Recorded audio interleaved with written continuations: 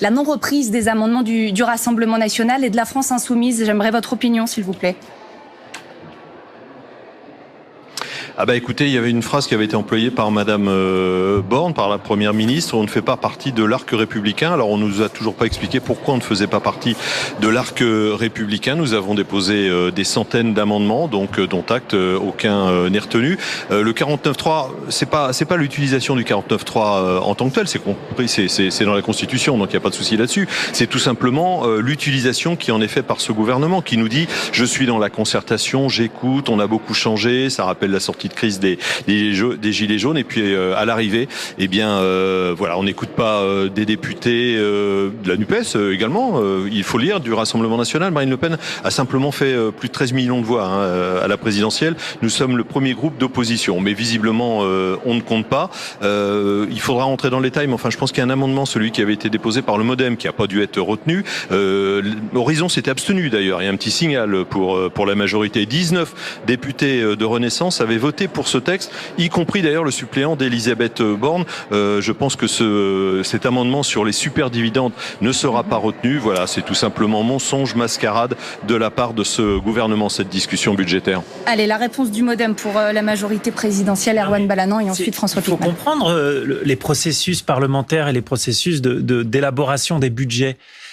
Pardon, mais simplement, c'est pas un processus parlementaire que de décider, parce qu'on est la majorité, de ne pas prendre des amendements de LFI et du Rassemblement national, si on parle de ça. Sur ce sujet, oui, mais d'accord, mais sauf que nous, on a une ligne, parce que nous avons considéré, et il a été considéré, et d'ailleurs moi j'ai voté pour aucun des amendements RN, comme j'ai voté pour aucun des amendements LFI. J'ai voté pour des amendements écologiques et j'ai voté pour des amendements PS. Donc il y a pas de sujet, et c'est le processus parlementaire. On a des votes dans un budget. Il y a parfois des coalitions qui se font, des coalitions qui ne se font pas, et on a vu d'ailleurs parfois dans ce budget, moi j'avais jamais vu ça, des votes de coalition entre le RN et le LFI, tout simplement pour le plaisir de battre le gouvernement. Donc très bien, dont acte. Moi, ce que je dis simplement, c'est que on ne peut pas dire que c'est un passage en force. On assume le fait que c'est un 49.3. Moi, j'assume que c'est le fait que c'est un 49.3. Ce n'est pas possible autrement, puisqu'il faut une majorité pour un budget, et vous avez des oppositions qui ne souhaitent pas le voter. Donc, on utilise la Constitution, et le 49.3 dans la Constitution est assez particulier d'ailleurs par rapport à un 49.3 sur un texte ordinaire. François Picmal. Oui, juste pour répondre quand même, parce qu'il faut pas tromper les personnes qui nous écoutent. Vous votez avec le RN contre l'augmentation du SMIC. Vous avez aucun problème à faire des coalitions quand il s'agit de bloquer le pouvoir d'achat des Français. Donc donnez pas de leçons là-dessus. On vote pas avec le RN. Vous êtes d'accord dessus. Mais je veux dire, il y a des amendements où chaque groupe vote. Il y a des amendements où chaque groupe vote. Je vous ai pas coupé, monsieur, donc soyez respectueux s'il vous plaît du débat. Et vous avez raison, en plus, dans l'hémicycle, des débats de qualité, de fond sur l'héritage. Et la démocratie, ça demande du temps. Il reste encore 2000 amendements à examiner. On pourrait le faire s'il y avait une planification du temps d'échange d'hémicycle. Au lieu de quoi, on a eu le droit à un concours du Rotary Club mené par Gabriel Attal et Bruno Le Maire. On se serait cru au Rotary Club de Neuilly-sur-Seine, où ils ont rallongé sciemment les temps de débat pour arriver à cette situation de blocage, et arriver aujourd'hui avec un 49.3 qui arrive via Madame Borne. Et vous me dites quels amendements vont être retenus. Nous, on a posé plusieurs fois la question de savoir si le travail parlementaire qu'effectuaient les législateurs allait être retenu par le gouvernement. Nous n'avons à cette heure eu aucune réponse. Donc visiblement, vous êtes mieux informés que l'Assemblée nationale sur ce sujet. Alors, Daïk a des sources, oui, ça arrive, et effectivement, pour l'instant, on n'a pas la liste, mais en tout cas, ça a été quand même dit par des proches de la majorité qu'il y avait, et vous l'avez redit sur ce plateau, que vous considériez que l'arc républicain, LFI et Rassemblement national n'en faisaient pas partie. C'est un avis, c'est une position qui a été déclarée encore ici même il y a quelques secondes. Daïk. Pardon, je pensais que vous vouliez réagir. Non, je vous écoute. Simplement, Philippe Ballard, vous entendez toujours cette discussion sur le plateau. Est-ce que vous considérez que c'est un mauvais signal ce qui se passe aujourd'hui pour le reste de l'année à venir et pour le reste de ce qui va se passer dans l'Assemblée nationale, et pour l'utilisation du 49.3 et pour tout ce qui vient d'être dit ici? Écoutez, je pense que pour les débats à venir, oui, c'est un très très mauvais signal parce qu'il y a le projet de loi de finances pour la sécurité sociale qui arrive. On entend dire, mais enfin, les députés sont moins bien informés que les journalistes. Vous me direz, les journalistes sont là pour informer, donc c'est pas peut-être anormal qu'ils soient informés. Enfin, on pourrait être nous aussi parlementaires informés, mais enfin, on entend dire que le 49.3 sera sorti. Et puis à la suite de la discussion, vous savez, faut expliquer aux téléspectateurs qu'il y a l'hémicycle, mais il y a les commissions à côté. Et moi, par exemple, tout à l'heure, je vais présenter un rapport pour avis à la commission culture avec des amendements que j'ai faits, mais que d'autres groupes politiques ont fait. Et tout ça, moi, je me dis tout simplement, on va aller jusqu'à minuit et demi, 1h du matin, mais ça va finir à la poubelle.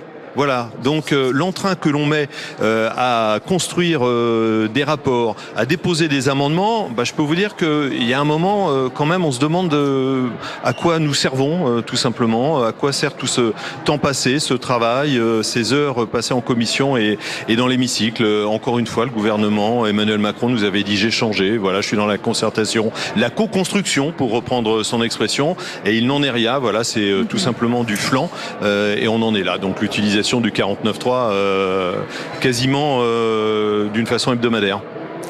Mais Erwan Balanant. Là, c'est assez révélateur de la vision démocratique qu'ont les membres du Rassemblement national, les députés du Rassemblement national. Pour eux, ce qui doit être adopté, c'est ce qu'ils pensent. Voilà. C'est pas la démocratie. La démocratie, c'est, regardez, nous, par exemple, Modem, nous avons un certain nombre d'amendements qui n'ont pas été acceptés. Mais à quoi ça sert d'être dans le Parlement ? Ça sert justement à faire pousser ces sujets, à faire avancer ces sujets. Et on peut avoir des déceptions, et moi j'en ai sur les dividendes, les super dividendes, on pourra en parler, mais l'enjeu aussi du Parlement, c'est de faire avancer. Et à un moment donné, une majorité se dégage. Et quand on est dans une majorité relative, et nous savons que nous sommes dans une majorité relative, il y a des outils constitutionnels pour faire avancer les textes et les lois. Non, puisque vous évoquez l'amendement que vous avez déposé pour taxer les super dividendes, ce qu'il faut expliquer, c'est que cet amendement a été majoritaire. Parce que vous avez reçu le soutien des oppositions, qu'une partie, évidemment le Modem, vous avez voté pour, une partie, quelques 19 Renaissance et les Horizons s'est abstenu. Et donc, ça a été voté à l'Assemblée. Pourquoi ? Puisque ça a été voté à l'Assemblée majoritairement par la gauche, une partie de la droite, finalement, pourquoi ne pas le retenir ? Parce que ça serait démocratique. C'est ça qu'on vous reproche, par exemple. Non, mais c'est pas. Non.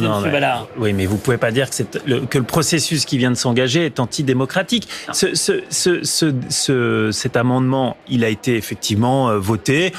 D'ailleurs, tant mieux. Mais je ne suis pas sûr que dans une autre configuration, certains les auraient votés, parce que là, il y avait quand même la volonté aussi de tacler le gouvernement. Bon, dont acte, mais très bien, tant mieux.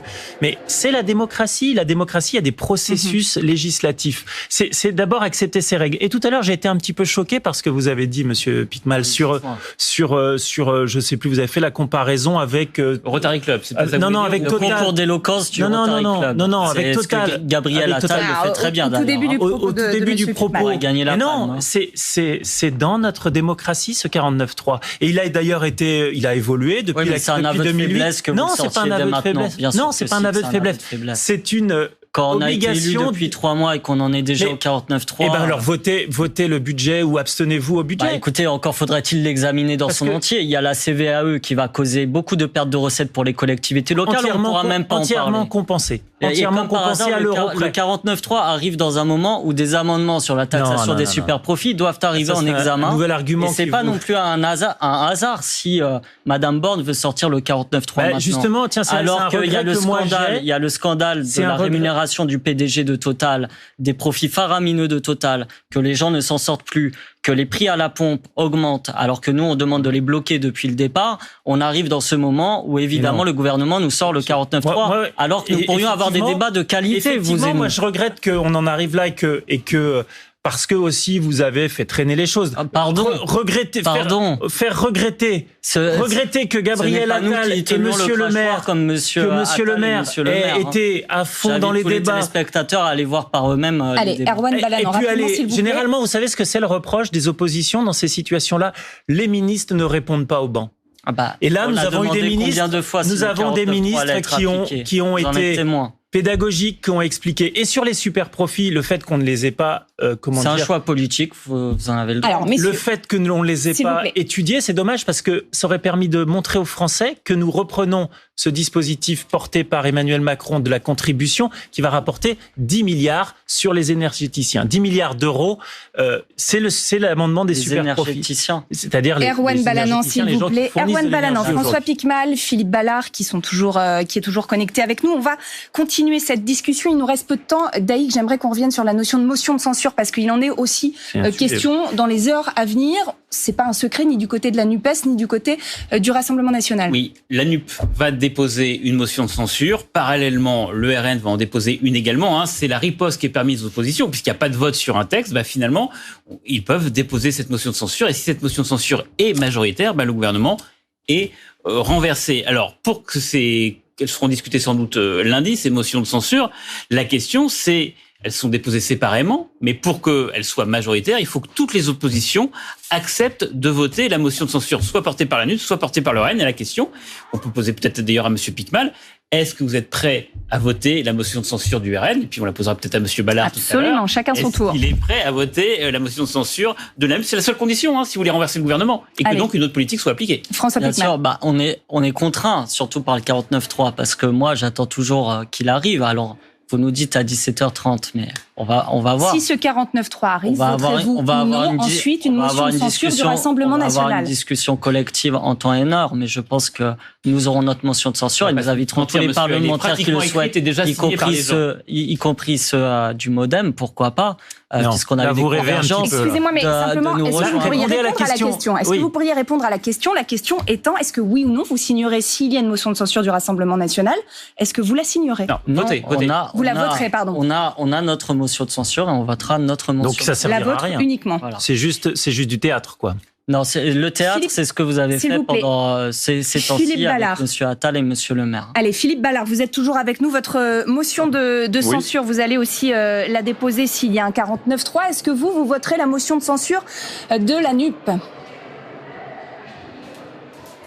Alors, ce qu'il faut bien expliquer, c'est que on rentre pas dans l'hémicycle et on vote pas en levant le bras. Enfin, ça se passe au pupitre. C'est pour, contre, abstention.